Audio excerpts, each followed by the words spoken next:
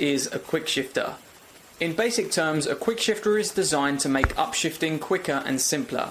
Now there are various different types of QuickShifter, with certain types needed depending on the bike you have and the gear shifting arrangement, but they're all designed to do the same thing: to momentarily and automatically reverse the load on the drivetrain when you perform an upshift. What this does is allow you to perform a quick and slick upshift without having to touch the clutch or roll off the throttle. Now it does this through a special sensor or switch that sits either in line with the shifter or through a linear arrangement.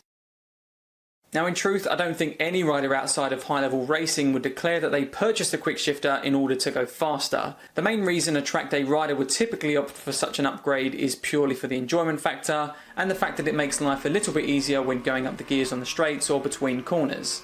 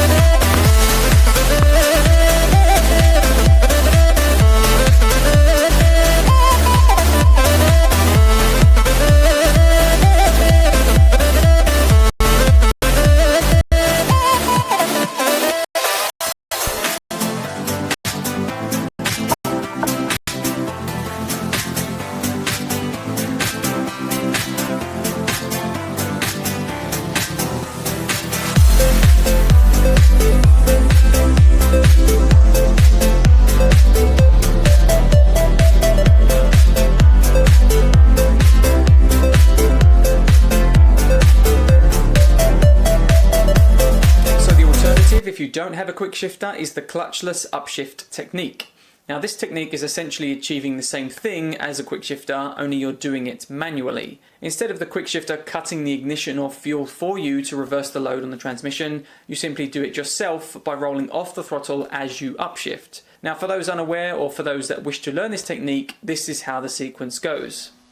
As the needle gets close to your desired shift RPM, assuming you're using a normal road shift pattern, apply a small but firm amount of upward pressure to the shift lever. When the needle gets to your shift RPM, roll off the throttle slightly, then straight back on again. You don't need to roll right off to the opposite stop, it's just enough to reverse the load on the transmission so the next gear slips into place. And when I say reverse the load, I mean the throttle position where the bike would begin to slow down. And then finally, once completed successfully, take the pressure off the shift lever so the next gear can be indexed, and you can do it all again when the needle next reaches the limiter. And that's it.